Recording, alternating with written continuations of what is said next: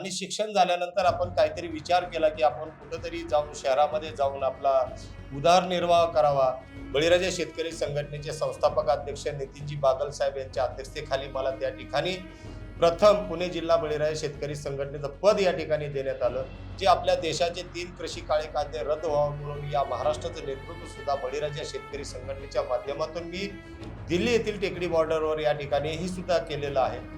तत्काळ या ठिकाणी बाहेर काढून संबंधितावर मोकोका अंतर्गत या ठिकाणी कारवाई करावी अशी मागणी आज आम्ही बळीराजा शेतकरी संघटनेच्या माध्यमातून या आपल्या स्टुडिओमध्ये करतोय. नमस्कार. दैनिक राज्य लोकतंत्रमध्ये आपल्या सर्वांचं पुन्हा एकदा स्वागत आहे. आज आपल्या दैनिक राज्य लोकतंत्रमध्ये स्टुडिओमध्ये खास भेट देण्यासाठी धाराशिव जिल्ह्यातील परांडा येथील आसू गावातील एक व्यक्तिमत्व आहे. आपल्या या खेडोपाडी गावातून पुणे शहरामध्ये आल्यानंतर आपल्याला काय व्हायचं आणि काय नाही हा प्रत्येकाला प्रश्न पडलेला असतो. पण असे एक व्यक्तिमत्व आहे. त्या व्यक्तिमत्वानं पिंपरी चिंचवड शहरात आल्यानंतर राजकीय प्रवास असेल तो देखील केला. सामाजिक प्रवास त्यातून सध्या ते गेलेले सध्या आपल्याला पाहायला मिळत आहेत. असं एक व्यक्तिमत्व माझ्या बरोबर आहे, रमेश गंगे मामा. मामा, सर्वप्रथम तुमचं दैनिक राज्य लोकतंत्रमध्ये सर्वप्रथम स्वागत आहे मामा.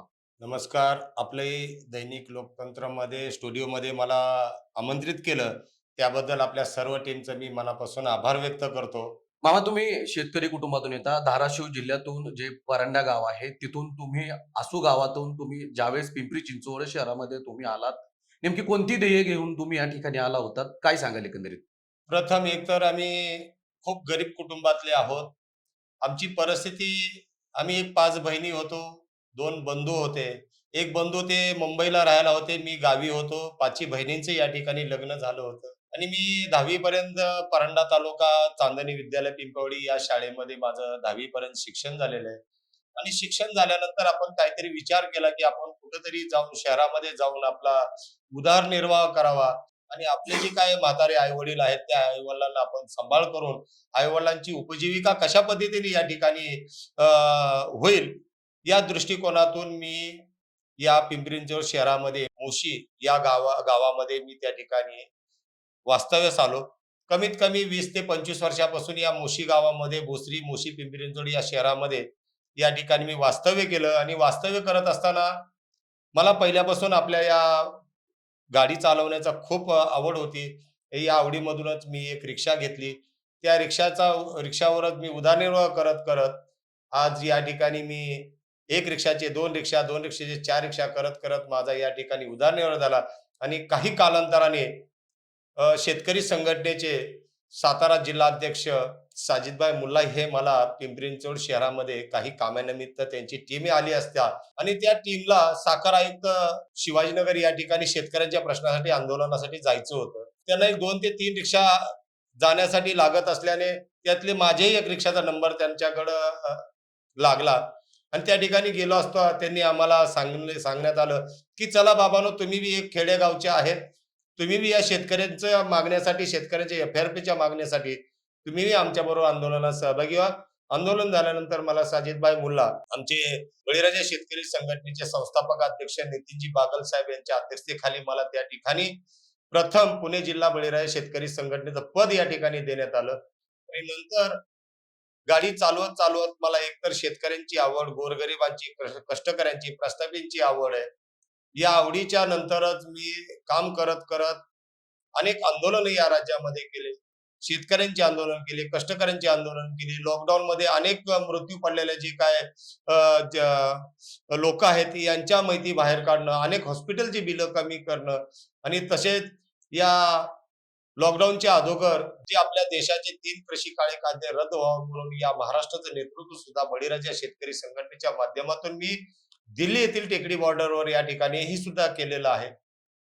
एकंदरीत तुम्ही म्हणताय की बळीराजा शेतकरी संघटनेमध्ये तुम्हाला पद मिळालं, तेव्हापासून तुम्ही बळीराजा शेतकरी संघटनेमध्ये तुम्ही सक्रिय आहात. अनेक असे प्रश्न आहेत की शेतकऱ्यांच्या हितासाठी ते तुम्ही आंदोलन केलं. ज्या शेतकऱ्याच्या ज्या मालाला हमी भाव आहे त्याला मिळत नाही, त्याच्यासाठी तुम्ही आंदोलन केले. परंतु हे ज्यावेळेस तुम्ही चळवळीमध्ये तुम्ही ज्यावेळेस गेला त्यावेळेस शेतकऱ्यांच्या ज्या अनेक प्रश्न आहेत त्यावेळेस तुम्हाला सामोरे येत गेले.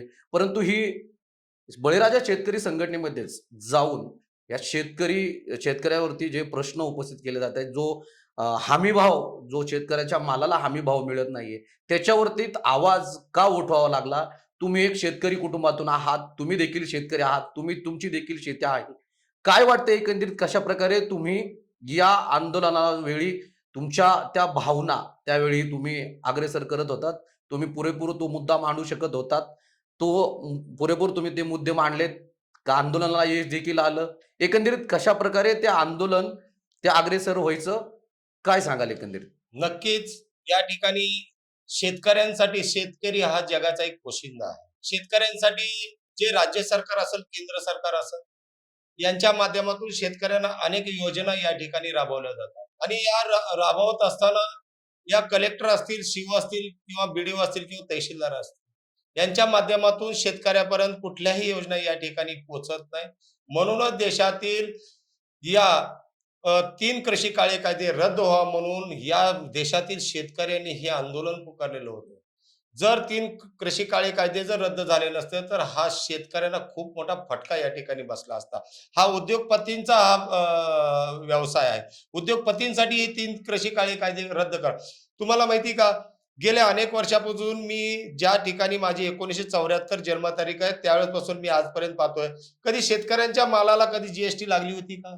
आज नाही. शेतकऱ्यांच्या मालाला जी लागते. याचा अर्थ काय? आज शेतकऱ्याने जर नाही पिकवलं तर देश काय खाणार आहे? अशी परिस्थिती या राज्य सरकारनं, केंद्र सरकारनं या ठिकाणी केलेली आहे.